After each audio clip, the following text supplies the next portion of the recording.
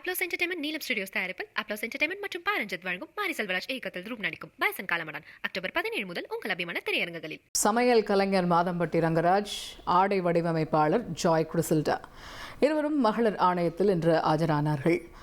இந்த விவகாரத்தில் மகளிர் ஆணையத்தில் இன்றைய தினம் நடந்தது என்ன என்பதை பற்றி விவரிக்க இணைகிறார் எமது செய்தியாளர் Satish Murugan. Over to you Satish. Madhampatti Rangaraj Joy Crizilda பிரச்சனை கடந்த சில மாதங்களாகவே போயிட்டு இருக்கு. நம்ம பரபரப்பாக எல்லாரும் பார்த்துட்டு இருக்கோம். குறிப்பாக இந்த ஜாய் கிறிசில்டா என்பவர் ஆடை வடிவமைப்பாளராக இருந்தாங்க.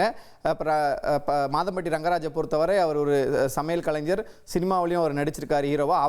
அவருக்குமே வந்து அவங்க ஆடை வடிவமைப்பாளராக இருந்ததெல்லாம் எல்லாருக்குமே தெரிஞ்ச விஷயம். இந்த நிலையில தான் மாதம்பட்டி ரங்கராஜ் தன்னை காதலித்து திருமணம் செய்து ஏமாற்றி விட்டதாகவும், தற்போது நான் ஒரு 7 மாத கர்ப்பமாக இருப்பதாகவும், எனது குழந்தைக்கு அவர்தான் தகப்பன் என்றும் தெரிவித்து இன்ஸ்டாவில் வந்து கடந்த ஜூலை மாதம் போஸ்ட் போட்டு ஒரு பெரும் பரபரப்பை ஏற்படுத்தினாங்க.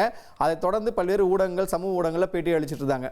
இந்த நிலையில் அவ்வப்போது மாதம்பட்டி ரங்கராஜ் நெருக்கமாக இருக்கும் புகைப்படங்கள், வீடியோக்களையும் வெளியிட்டார் ஜாய் கிறிசில்டா. இதற்கு மாதம்பட்டி ரங்கராஜ் பதிலளிக்காமல் இருந்த நிலையில் அவர் இயக்குனராக, அதாவது one of the director, board of director இருக்கக்கூடிய ஒரு சமையல் சார்ந்த நிறுவனம் வந்து இந்த விவகாரத்தில் எங்களை எடுத்து இவங்க பிரச்சனை பண்ணுறாங்க, எங்களுடைய நிறுவனம் பேர் இதில் கெட்டு போகுது, எனவே வந்து எங்களுக்கு ஒரு 12 கோடி ரூபாய் நஷ்டம் ஆயிடுச்சுன்னு சொல்லி நஷ்ட ஈடு கேட்டு சென்னை உயர்நீதிமன்றத்தில் ஜாய் கிறிசில்டாக்கு எதிராக வந்து ஒரு அந்த நிறுவனம், பக்ஷலான ஒரு நிறுவனம் வந்து இது பண்ணியிருந்தாங்க, வழக்கு தாக்கல் பண்ணியிருந்தாங்க. அந்த வழக்கு விசாரணையானது நடைபெற்று முடிந்து அதனுடைய உத்தரவு பிறப்பிக்கிறதுக்காக காத்துட்டு இருக்காங்க. தேதி ஒத்தி வைக்கப்பட்டிருக்கு. நிறுவனத்தில் இதில் இழுக்காதீங்க அப்படின்னு சொல்லி தான் அந்த தாக்கல் செய்த மனுவை அவங்க தாக்கல் பண்ணியிருந்தாங்க. அதே காலகட்டத்தில் மாதம்பட்டி ரங்கராஜ் வெளிப்படையாக எதுவும் பேசினாலும் கூட தனியாக ஜாய் கிறிசில்டாக்கு எதிராக தன்னை பற்றி சமூக வலைதளத்தில் தொடர்ந்து அவதூறு பரப்புவதாகவும், அதற்கு தடை விதிக்க வேண்டும் எனவும் மாதம்பட்டி ரங்கராஜ் வந்து உயர்நீதிமன்றத்தில் அவர் தரப்பில் வந்து ஒரு மனுவை தாக்கல் செஞ்சிருந்தார். இதில் வந்து ஜாய் கிறிசில்டாவும் எதிர் மனுதாரராக தன்னுடைய வாதங்களை முன்வச்சிட்டு வராங்க. அதற்கு கடைசியாக நடந்த வாதத்தின் போது தனக்கு அந்த மாதிரியான ஒரு தடை விதிக்க முடியாது, சமூக வலைதளத்தில் பேசுகிறவங்க பேசிட்டு தான் இருப்பாங்க, இன்னொன்று இந்த விவகாரத்தில் அவருடன் நீங்கள் தொடர்பு இருக்கிறீங்களா இல்லையான்றதை இன்னும் விளக்கலை, எனவே அதற்கு தடை விதிக்க முடியாதுன்னு சொல்லிட்டாங்க நீதிபதி. இதனை அடுத்து கடந்த மாதம் சென்னை காவல் ஆணையர் அலுவலகத்தில் என்ன பண்ணுறாங்கன்னா, ரங்கராஜ் மீதும் ஒரு புகார் அளிக்கிறாங்க. இந்த மாதிரி தான் ஏமாற்றப்பட்டது தொடர்பாக அதற்கு எந்தவித நடவடிக்கையும் எடுக்கலை அப்படின்னு சொல்லி சமூக வலைத்தில் வழக்கம் போல் புலம்ப ஆரம்பிச்சிட்டாங்க.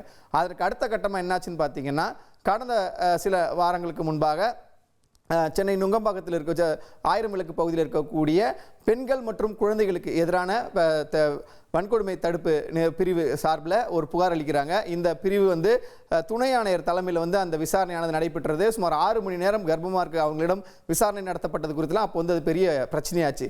இதற்கு அடுத்தபடியாக பார்த்தீங்கன்னா, புகாரின் பேரில் அந்த 6 மணி விசாரணை, அந்த விசாரணையில் மாதம்பட்டி ரங்கராஜும் வந்து கலந்துக்கணும், அவங்களும் வந்து பதில் சொல்லணும் அப்படின்ற விஷயங்கள்லாம் முன்வைக்கப்பட்டது.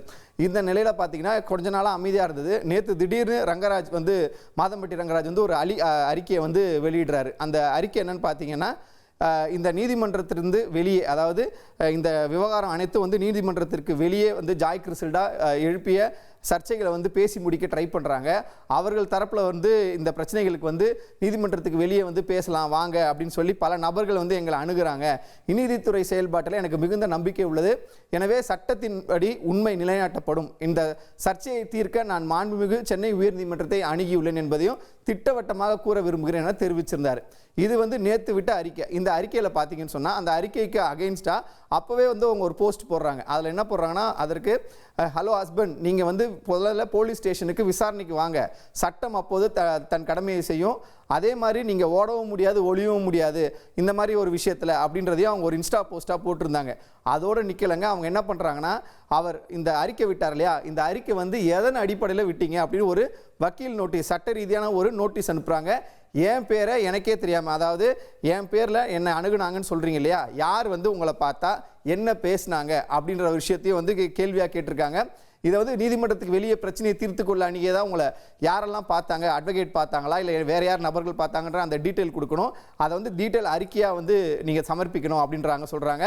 அது மட்டும் இல்லாமல் 24 மணி நேரத்தில் இந்த விவகாரத்தில் நீங்கள் அறிக்கையை திரும்ப பெற வேண்டும், மன்னிப்பு கோரலை அப்படின்னு சொன்னால் சட்ட ரீதியாகவும் உரிமையல் ரீதியாகவும் உங்கள் மீது நடவடிக்கை எடுக்கப்படும் என அந்த நோட்டீஸில் சொல்லியிருந்தாங்க. இது வரைக்கும் நடந்த விவகாரத்தில் இந்த விஷயங்கள் நடந்து கொண்டிருக்கும் பொழுதே காவல் ஆணையர், அதே போல் துணை ஆணையர், பெண்கள் மற்றும் மகளிருக்கு பெண்கள் மற்றும் குழந்தைகளுக்கு எதிரான தடுப்பு பிரிவு, வன்கொடுமை தடுப்பு பிரிவுன்ற விஷயங்கள்லாம் தாண்டி மகளிர் ஆணையத்திலையும் வந்து இவங்க ஜாய் கிறிசல்டா ஒரு புகார் அளிச்சிருந்தாங்க கடந்த வாரத்தில்.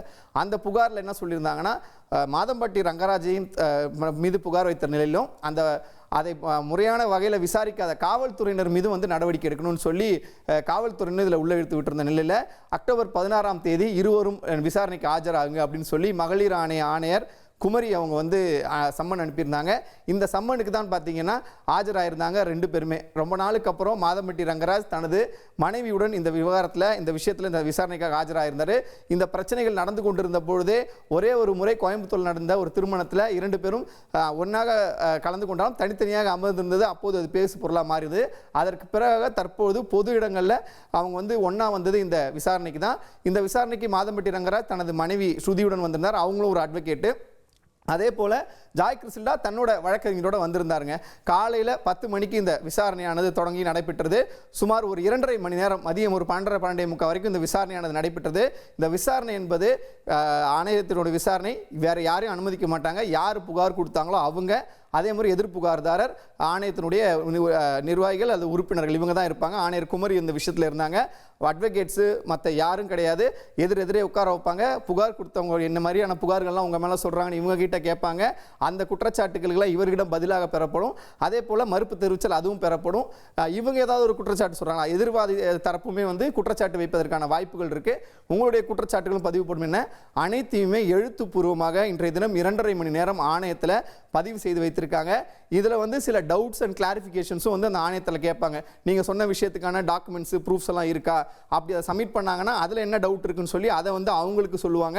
அதே போல் அதாவது ஜாய் கிறிசல்டாக்கு சொல்லுவாங்க. அதே போல் மாதம்பட்டி ரங்கராஜிடமும் சில சந்தேகங்களும் சில ஆவணங்களையும் கேட்டிருப்பதாக ஆணையத்திற்கு கூடிய தகவல்கள் வெளியாகியிருக்கின்றன. இந்த நிலையில தான் இவங்க 2 பேரும் 2 மணி நேரம் அந்த விசாரணையானது நிறைவு செய்யப்பட்டு அடுத்த வாரத்தில் மீண்டும் இருவருக்கும் சம்மன் அனுப்பி இந்த விசாரணையை நடத்த இருக்காங்க. இந்த விஷயத்தை பொறுத்த வரையில் பார்த்தீங்கன்னு சொன்னால் கடந்த ஒரு 6 மாதங்களாக, அதாவது ஜூலை மாதத்திலிருந்தே பல்வேறு பிரச்சனைகள் இந்த விவகாரத்தில் மாறி மாறி நடந்துக்கிட்டே இருந்தாலும் கூட ஒரு கட்டத்தில் இந்த ஒரு பெண்ணாக இவங்க என்ன பண்ணுறாங்கன்னு பார்த்தீங்கன்னா காவல் நீதிமன்றம், அதை தொடர்ந்து தற்பொழுது ஆணையம் என தொடர்ந்து தனக்கான நியாயத்தை கேட்டு போராடிட்டு இருக்காங்க.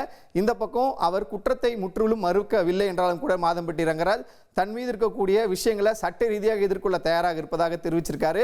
எது எப்படியாக இருந்தாலும் சரி, இருவரும் இந்த முழுமையான அனைத்து வகையான விசாரணைகளும் நிறைவு செய்த பிறகு ஒரு உண்மையான இந்த விவகாரத்தில் உண்மையான ஒரு தீர்வு கிடைக்கும் என நாம் பொறுத்திருந்துதான் பார்க்க வேண்டும். அப்ளோஸ் என்டர்டைன்மெண்ட் நீலம் ஸ்டுடியோஸ் தயாரிப்பில் அப்ளோஸ் என்டர்டைன்மெண்ட் மற்றும் பாரஞ்சித் வழங்கும் மாரி செல்வராஜ் இயக்கத்தில் ரூப் நடிக்கும் பாய்சன் காலமடான் அக்டோபர் 17 முதல் உங்கள் அபிமான திரையரங்குகளில். இனி செல்லும் இடமெல்லாம் செய்தி. தந்தி டிவியின் வாட்ஸ்அப் சேனலை ஃபாலோ பண்ணினா செல்ல இருக்கும் இடமெல்லாம் செய்தி. இதோ QR கோட் இப்பவே ஸ்கேன் பண்ணுங்க, ஃபாலோ பண்ணுங்க.